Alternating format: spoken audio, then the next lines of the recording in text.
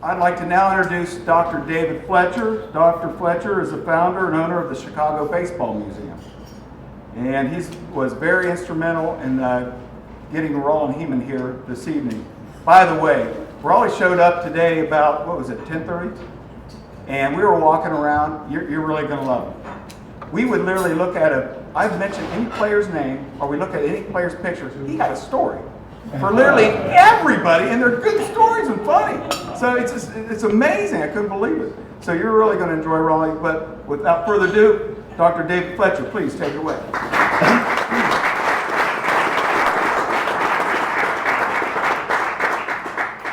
Thank you, Bob. It's really nice to be here in Cincinnati. I'm really honored to introduce my friend Roland Hemond. I want to thank Dan Bell, George Castle for today. You are in for a great treat tonight. As Bob said, Roland knows everybody. I think he's the most beloved person in baseball. A few years ago, he was the second recipient of the Buck O'Neil Award, after Buck O'Neil being the first. And I always look at my friend Roland as sort of the white Buck O'Neil. He's one of baseball's greatest ambassadors. He's about to start his 64th year in baseball. July 5th is his anniversary. He got out of the Coast Guard, went looking for a baseball job, got befriended by a family that gave a recommendation for him, and he started in Hartford. He started at the bottom. He swept restrooms, did everything concessions. He learned the hard way about what baseball was about, promotion. I was very fortunate a couple years ago. My son, he played baseball at Arizona State.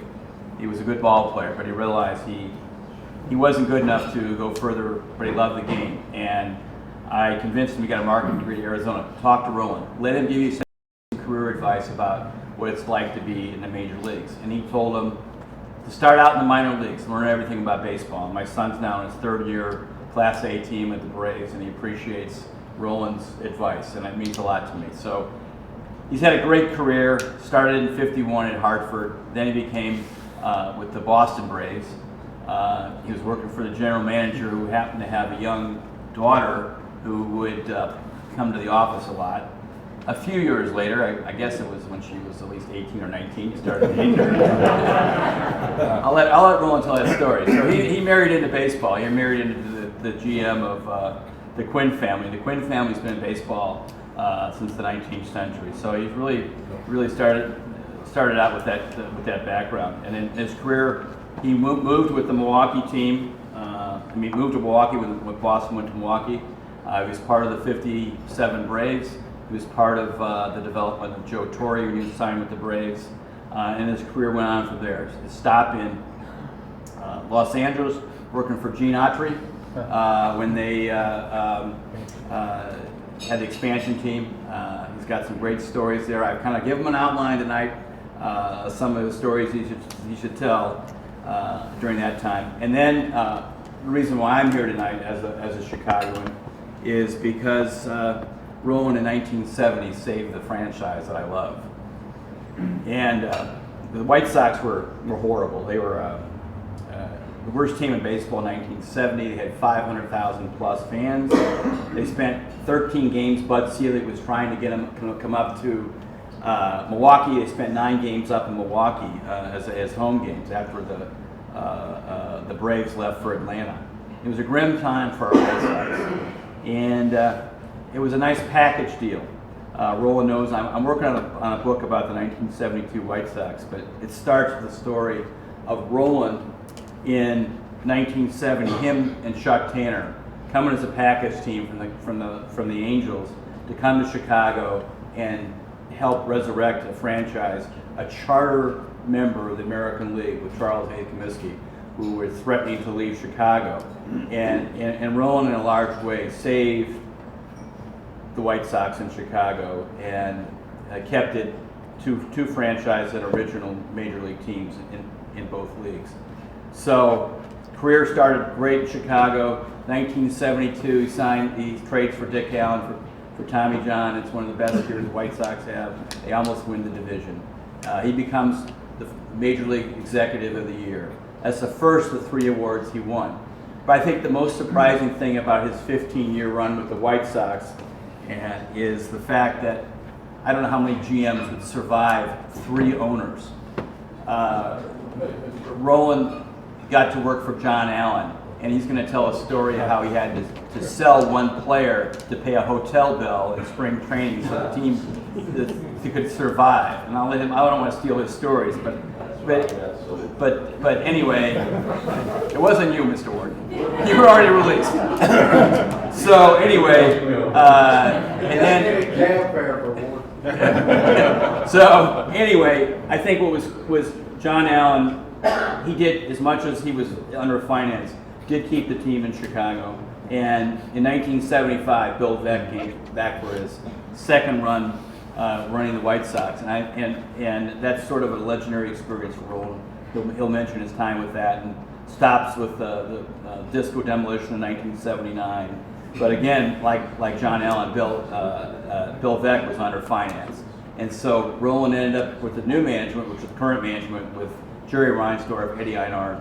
And so he was with 3 different ownerships until 1985. He got a chance to win the Major League Executive of the Year award again in 1983 with the Winning Ugly team. And then he went on to Baltimore. And I think one of the best stories with Baltimore, he learned a lot about adversity in baseball.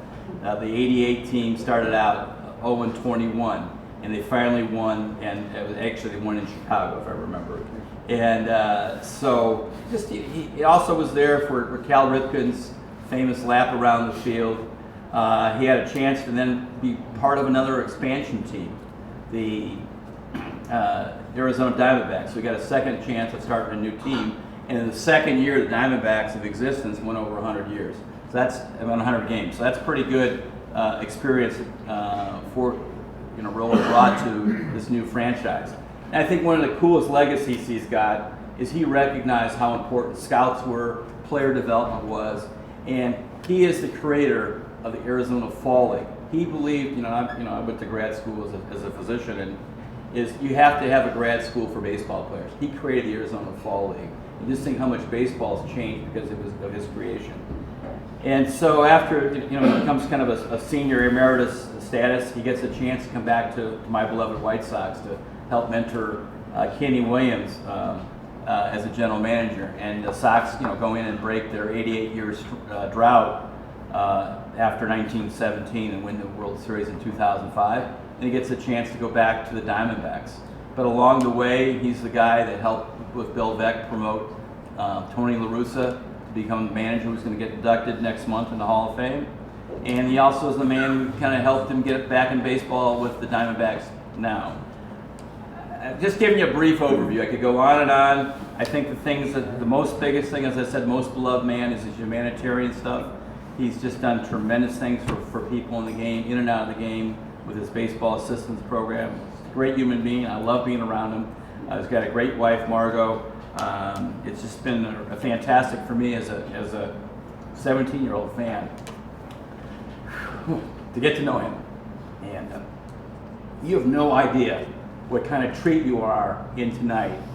This guy, because he was with Bill Veeck, could stay out to 2, 3 in the morning. And I've been out with him to 2 or 3 morning at Sox Fest conventions, and he regales the audience with stories.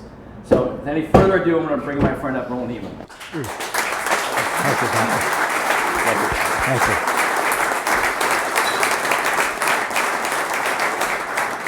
They asked me to make sure the mic was. Okay, well, first of all, that's a great introduction. Now I have to try to live up to it. All I know is I'm the luckiest guy I know to have been in baseball this period of time. It's just chance meeting. I was in the Coast Guard for 4 years, and there was an advertising in the Sporting News that they were going to have a baseball administrative course in the fall of that year, which I was coming out of the service, and at Florida Southern. And then I hitchhiked from Lakeland, figuring that I probably would go to that course after my discharge, because I wanted to see a cousin of mine who was in the Pittsburgh Pirates farm system. So, okay, all right, okay. Anyway, and you're supposed to arrive in DeLand, Florida on a particular day. So I hitchhiked part of the way and then got a bus to the, no, after I got to DeLand, I hitchhiked to the training camp. And a lady came by and said, "Is Mr. Ricky in?" And they said, "No, he won't be in until Monday." So I figured, boy, I'm going to stick around here, meet Branch Ricky. And they had also changed the time for my cousin to arrive, so I figured, well, I asked the lady if she could take me to the bus station. I'd go see some Major League teams practice in spring training in St. Petersburg and then come back on the Monday.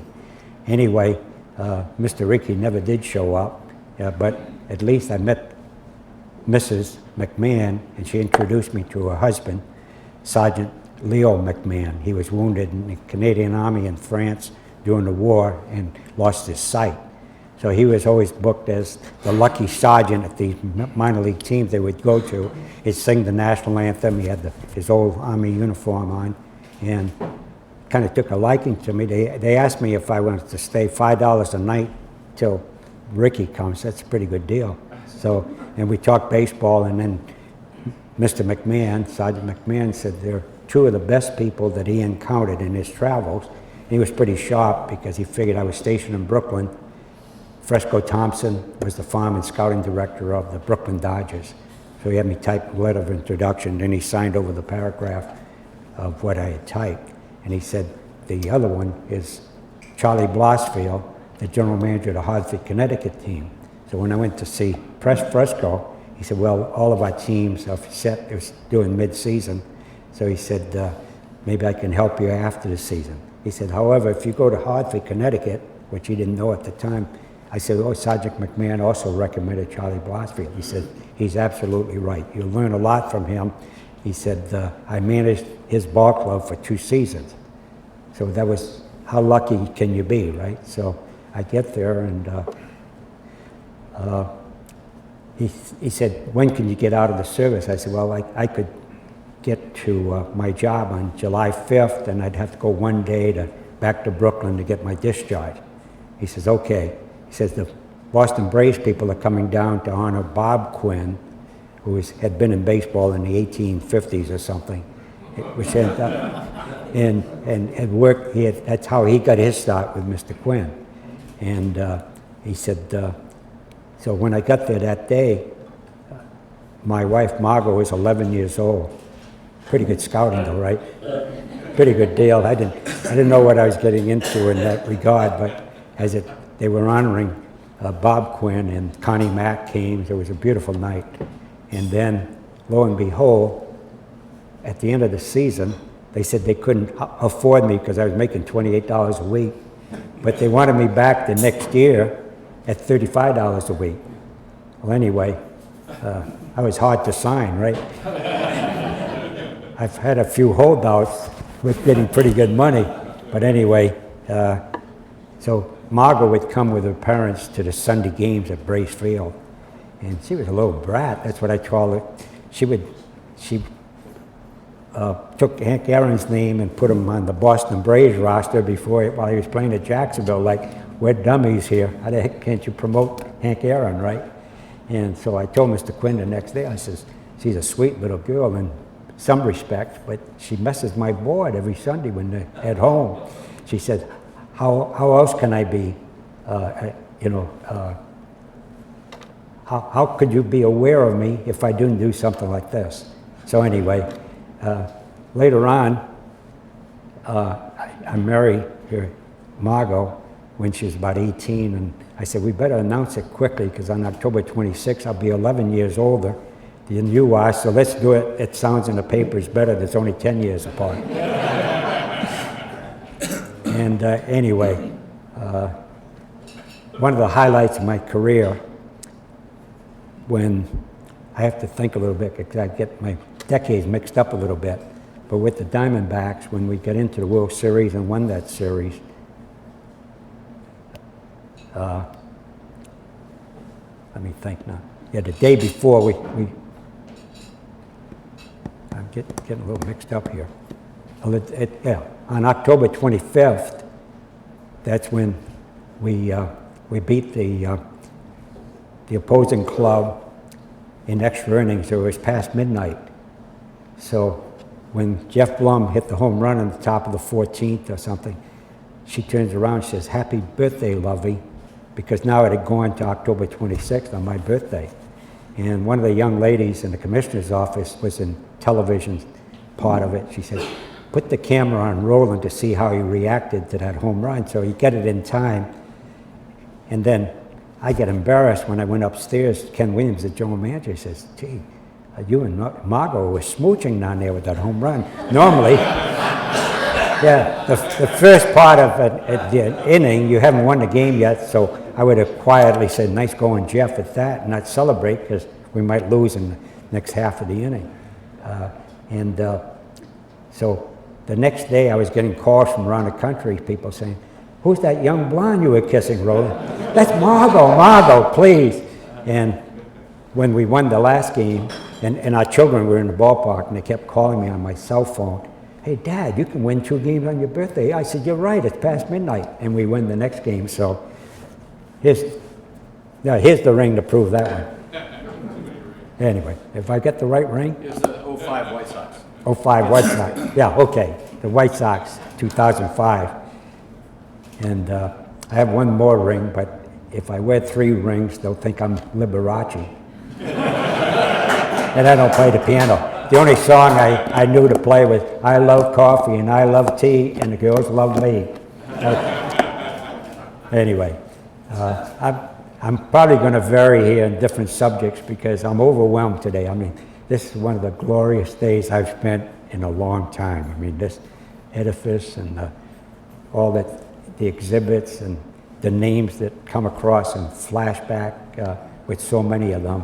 It's, I can't congratulate Bob Crotty and everybody else involved because as much as I love Cooperstown, I'm overwhelmed more by this production here than I am at Cooperstown because I got in the side door there and I got the Buck O'Neill Award. It wasn't from the front door. Ironically, I had given Buck O'Neill an award about 10 years earlier, a Baseball America Award that they had named after me, and he's a tremendous individual. And he had spoken in Knoxville or Memphis, and he was trying to get to where we were. I forget what town, but it was in Tennessee. And then they called that the traffic was too heavy and he'd be late. And he made a stirring speech, and he had people gather, and he said, "Go to your right, shake hands with the person to your right, and say, 'I love you.' You go to your left, shake hands with that person, hold hands, and say, 'I love you.'" And was his character. I mean, profound, no civil rights problem whatsoever in his heart, because he actually loved people and he was treated well. He did great work for the Chicago Cubs. So I'm a little overwhelmed here. I may vary along the way. I had Doctor give me some notes of things what subjects you might like to hear. But I think if you throw a question at me, that would probably be better. Each and every one of you, if you have something that you'd like to hear about some individual in a game. Roland, tell everybody how creative you were in the era before cell phones and trying to make trades or staying in touch with your scouts. You had to be really creative beyond giving smoke signals to each other. Yeah, well, I had brought some walkie-talkies that they used in the ballpark. So I brought it to the convention in Hawaii, and then I would have our scouts look around the lobby who was down there that maybe I could try to reach before he makes a deal with somebody else. And except that in the meeting, the walkie-talkies, the sound was too high, and some guy's cussing me out for having invented that. He says, "You get an unfair advantage. You're talking to more people than we are." So, and I could hear the voices, the other general managers, and everybody laughed. When you were with the White Sox, I think it was said that they did disco demolition night. You got to tell us about that. Okay, well, Or day, whatever it was. all right. July 12, 1979. Okay. Tiger double header. Yeah, I had driven Bill Veck to the hospital 2 days before. He had trouble with emphysema. He had been a heavy smoker. And then he rolled down the window and he said, "Drive faster, Roland, so I can breathe." And then I got him to the hospital. And then 2 days later, all of a sudden he's in the office. I said, "Bill, what's going on? How come you're here so fast?" He says, I checked myself out. He says, I'm worried about tonight. This could be catastrophic. And he was a visionary in every respect, and he knew how people react to different things, and he was, I mean, the most brilliant man that I've ever encountered, the most courageous. He suffered 36 operations in his lifetime. He was wounded in World War II. He said he got careless and he was handling a cannon, and when it recoiled, struck his leg, and from then on, they kept having to remove, I forget the term that he said, gangrene set in. So he had just a little stump by the time I got to know him. And he said, I said, really, Bill? I said, I think it's great. We're already selling the place out, and I understand the traffic is all the way to Wrigley Field. People wanted to come in. He said, Roland, this could be ugly. And his son had arranged it, Mike, and he's to be commended because he came up with a promotion that we're still talking about, right? So I would encourage Mike with a lot of the genes, his father's creativeness, and he has continued to perpetuate a lot of baseball is fun. It's a fun game, and enjoy it. And he runs an independent league team in Minneapolis. They built a nice stadium for him, and I'm very fond of Mike also. But getting back to Bill, where was I? Talking about Bill when he came back from the Masonic Hospital. Yeah, okay. Yeah, so then I'm sitting with him. He'd like to sit in the press box so he could be available to the press at any time. And as the thing was going on, it was getting ugly. As a matter of fact, there was a lot of smoke coming up. I said, Bill, what is that, all that smoke? He says, I think it's marijuana. I said, well, geez, it might be pretty good. I never tried it. But anyway, then John Kessinger was our manager, and he called me. He said, Roland, could you save my family? Could they come up and sit upstairs? I said, by all means, I'll go get them. And we had them sit in the box up there. And then as it progressed, things got worse as we went along. And it was unfortunate that we had scheduled a doubleheader, afternoon and night doubleheader. If it had been just one game, and it probably would not create a big problem, but Sparky Anderson was the manager of the Tigers, and he had been in that 10-cent beer night fiasco about a month before. Nestor Shylock was the home plate umpire, the chief, and he had been at that Cleveland, so we had things going against us.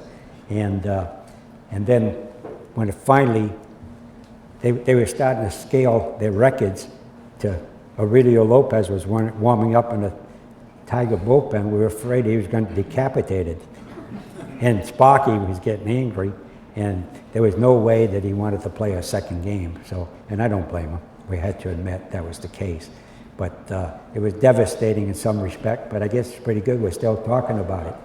And we had a sellout crowd, oversell. Yes?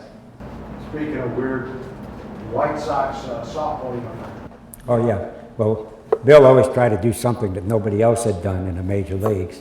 And he had a lady who was a friend of Mary Frances Beck, Bill's wife, and she could design clothes. And so we'd be calling her late at night, and Bill would say, I want it to be the most comfortable uniform in the history of baseball. So he said, they wear shorts in the heat, they'd be more comfortable. They have a belt, not a belt, but just a cord, so to speak. So it's not a major belt. So that would, and then the jersey would be extending over the trousers, nice and loose. So he had it all figured out. But unfortunately, when they broke him out, first of all, Paul Richards was our manager. He was very lean, but he had terrible varicose veins, so he didn't like to show off his legs. And Wilbur Wood was kind of rotund, not a good body in any uniform. So anyway, we wore them for a while, but the players kind of rebelled because sometimes they'd slide and come back with, just a burn, and the scabs started coming on and everything else. So anyway, but again, he had the daring to do things that nobody else would try. And we drew so much better when Bill came aboard because it was, baseball is fun. He said, you can't guarantee that your club will play well, you can't guarantee that we're going to win the game, but it should be that when they leave the ballpark, they say, I'm coming back, I had a great time. So he had all sorts of promotions that would take place. And then I mean, he was so inspiring for me. And we had speaking engagements in the fall. He would like to go speak to people in Joliet, all the surrounding cities, Morris, Gary, Indiana. And then he said, you should never leave immediately after the event because it appears that you had to be there. So people would gather in another room, for instance, and they'd be swarming and listening to Bill's stories. They just loved it. But as it went on, some would have to leave, you know, they'd get up early in the morning. And then I said to Bill, I think it's time to leave. He said, why? I says, I'm talking to you, you're talking to me, and they're all gone. So, okay, go ahead. Having been in the front office in your entire career and what salaries are today, can you tell me some of the feelings in the front offices around the leagues when Koufax and Drysdale held out in tandem for a bigger salary? Well, times have changed dramatically. Maybe I'm happy that I'm not a general manager again because unfortunately it's gotten out of sight. I mean, we signed a lot of bargains, and the players, some of those players were better than those. They give him 5-year, $10 million a year.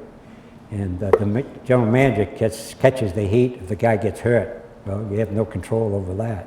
So they're not, I don't think anybody's having as much fun as we did under the circumstances because we had to manipulate and figure out methods to keep a player and all that stuff.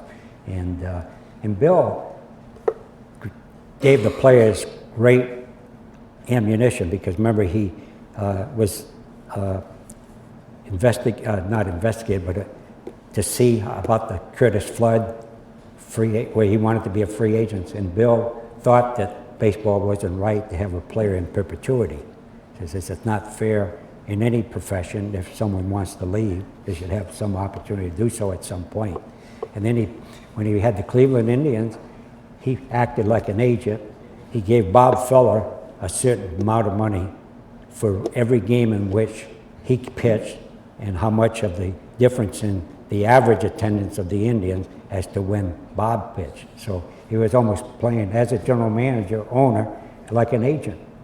So he had a warm spot and players loved him, and as I do. And he treated you with respect and pass on some marvelous wisdom that has made my life better because of his attitude. You know, he had 36 operations in his lifetime, and he said, but he never complained about it. He says people they don't want to hear your problems, they have enough of their own. So, you know, he's remarkable. I mean, I could go on talking all night simply about Bill, and so it's thrilling when I have an opportunity to very knowledgeable baseball people that you are to recognize how lucky I've been in my career. I lead the league in owners, for one thing. Had 3 ownerships in Chicago and 3 ownerships in Baltimore. So I can rate owners too, whether they were good or bad, but I'm not going to go into the bad part. Anyway, and I don't know if I had more guts than brains. Remember, I went to Baltimore, we lost our first 21 games. And I also let the manager go 6 games into the season, Cal Ripken Sr., and we had Cal at short and Billy at, I don't know if I could do that again. But Cal Ripken Sr. was a great coach, but then when he became manager, he felt that he was still a coach like for Earl Weaver in spring training. So he would run the rundown plays, the cutoff and relays and everything, and the other coaches were all leaning on the bat, listening to him. And I figured he doesn't know how to delegate, and that probably would have saved them better if he had delegated instead of, anyway. So 21 straight losses. I said, well, I was lucky. I inherited this. I didn't create it. So that kept my morale going. And then, fortunately, during the off season, Mr. Williams had asked me at spring training, what do you think of our club? I said, Mr. Williams, this is the slowest club I've ever seen. I said, they need the 1859 rules, the outfielders. If they catch the ball in one hop, the hitter was out. And our guys were catching them on 2 hops. So when I went with the club to Minnesota, and we'd lost 19, I guess, at that time, Eddie Einhorn, one of the owners of the White Sox, said, Roland, they wanted to take a suit that I wore the night that the White Sox clinched the division in '83, and I'd let the players and everybody celebrate in the clubhouse, and I made a later entry, and then they almost drowned me with champagne. So he said, I'll send you your lucky suit. So I tell the clubhouse guy, when the suit comes, let me know. I said, Eddie, we're playing a noon game, and Federal Express didn't have 10:30 delivery the next day like they do now. So anyway, about the 8th inning, the clubhouse guy says the suit arrives. I went in, put it on. I go up to the press box, and I'm showing off next to some of the writers, Ken Rosenthal and Tim Kurgan. I says, I've got my lucky suit on. Oh, yeah, good, Roland. Lance Nichols, Carl Nichols rather, catcher, got a base hit. I says, it's working. But next guy, double play, pop up, and we lose again. So now Eddie Einhorn wanted the suit back because we were coming to Chicago. I said, no, Eddie, I'm wearing the suit. So I sat next to the Orioles dugout, and we swamped the White Sox that day. And there was a friend of mine got a big jug of beer in the late innings. I said, yeah, go ahead. So I got drowned again. And then we got home. We lost the next 2. We were 1-23. And with 50,402 fans in the stands, I said, this is the greatest tribute of the fans of Baltimore. Nobody has ever done that, I say, in professional or amateur sports, to have such a greeting. So Mike Messina was our player rep. I said, let's get it. We all go on the field, and you guys tip the hat to the fans to thank them. And as I was walking up the field, one guy hollers out, hey, Hemond, you're doing a great job. I said, boy, I love this town, 1-23. Anyway, better ask more questions. Roland, did you have Walt Jocketty working with you right when Tony first came up as manager? Because I read where he's the one that said, Chicago wanted to talk to him about, coming, when he was at Iowa. Yes. Well, Charlie Finley had asked me, said, Roland, there's a guy by the name of Walt Jocketty. Could he be my farm director? I said, I'm very impressed with him. He's got good baseball sense. He was kind of an intern with our AAA club. And Charlie got him to join him, sight unseen meeting. He just called him and said, I want you to be my GM. Let's see, not necessarily that job. No, could he be my farm director? And I said, oh yeah, he's got a good feel for the game, knows young players and everything else. So he gets out there, and Charlie is upstairs, and he says, who's that young guy with blonde hair there by the dugout? He said, by the batting cage. And they told him, he's your new farm director. That Don Hemond sent me a boy, not a man. He looks so young to him. And that was good training for Walt to be under Finley. I'm glad I didn't have to work for him. Anyway, and then Bob Gebhardt was thinking about hiring Walt in Montreal as a farm director. And I said, and then he had a chance to go to Oakland. I said, you ought to take Oakland. They have a lot of good, strong prospects, and Tony La Russa is going to be working for them, and you'll learn a lot from him as well. And then that created a nice combination, and they worked together with the St. Louis Cardinals, and the championships that they won and everything. So very proud of Walt. So in my career, I've been able to help other people to get into the game because I knew how fortunate I was. So I can never not answer a letter or a phone call of anybody that hopes to get in baseball. They may not be as fortunate as me if they get in, but it's a very good tonic for me as well as I see them grow. So Doug Melvin's one of my proteges. He made me look good in Baltimore when we were struggling.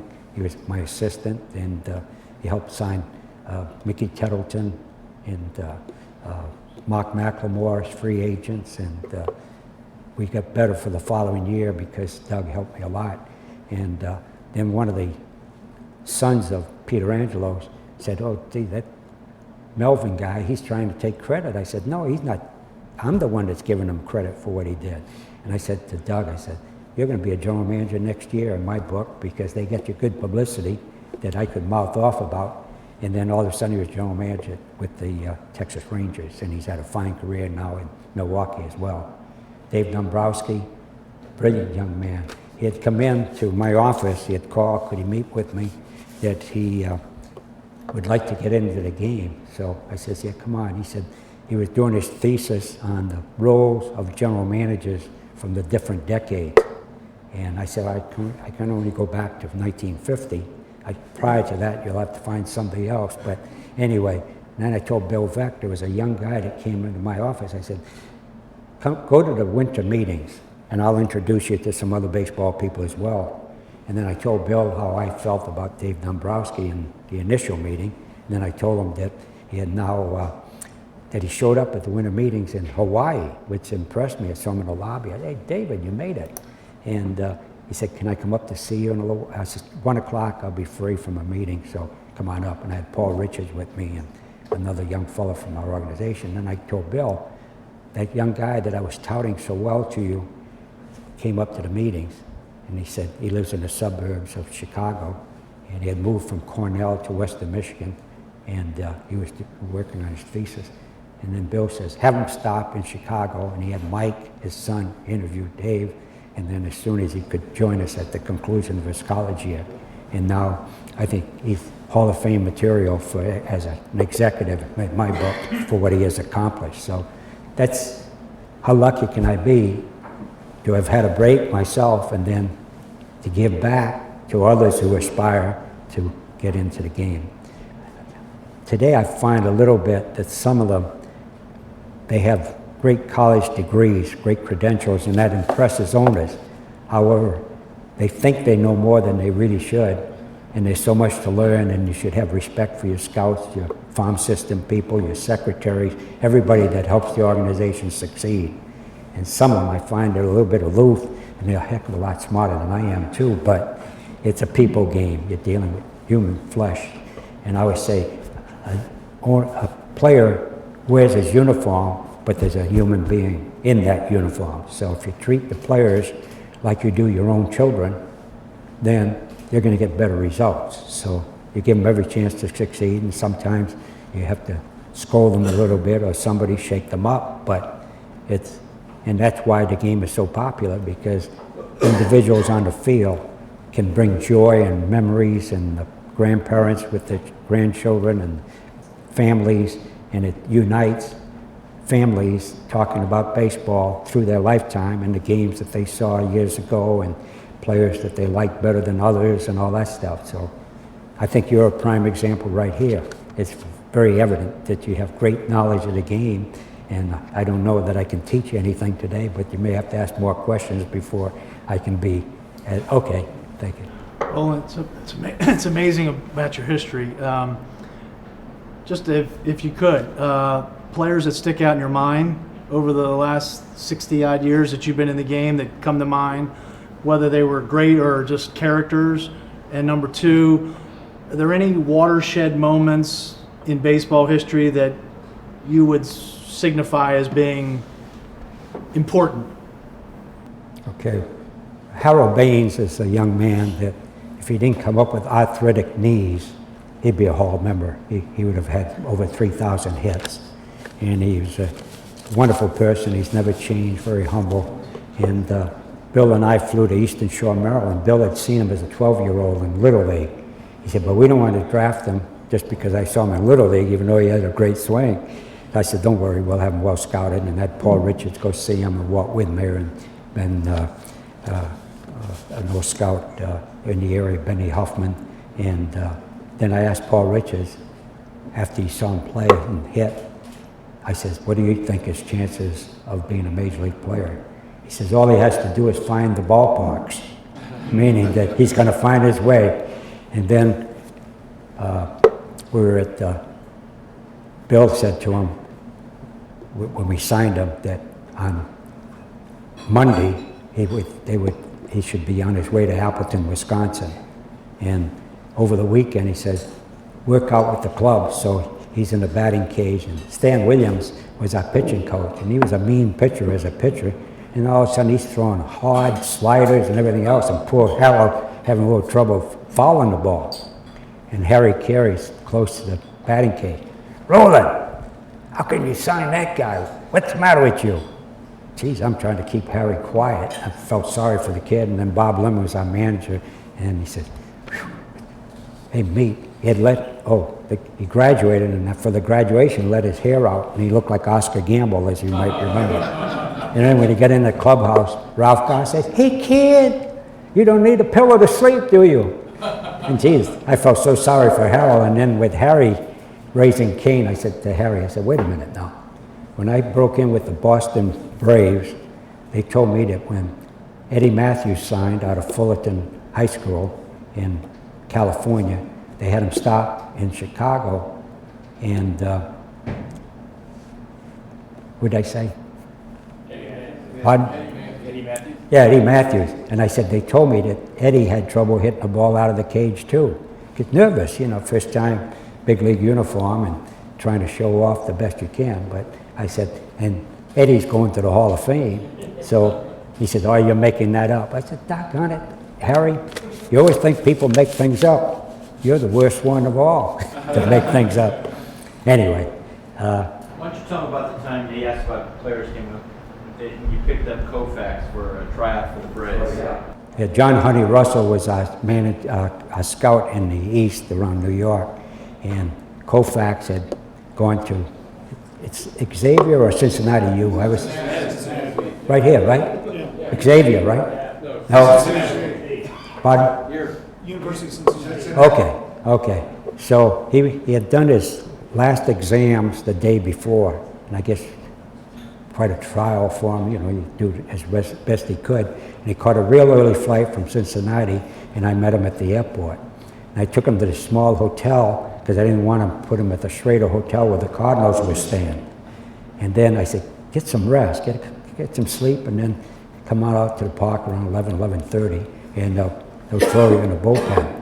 Well, then he wasn't showing up. So I called the hotel. I said, where's that young guy? Have you seen him? They said, no. They knocked on the door. He wouldn't wake up. They had to unhinge the door to get him, and then he got on the phone and says, I'm sorry, Roland, I overslept. Well, I was impressed. I figured, he's working out with a major league team and he can sleep that well? That's a good sign. And then we had a great scout in the Midwest, Eddie Dancesack, and he came running into my office. He said, Roland, we got to get that kid off the field. I never saw a pitching arm like this. This is incredible. And he says, the Cardinals are gathering around the batting cage watching it. Well, they should have been warming him up in the bullpen away from the Cardinals. So I run out, and I said, Whitlow Wyatt was the pitcher coach. Whitlow, that's enough. Now, I wasn't smart enough to let him throw one more pitch so I could see him, right?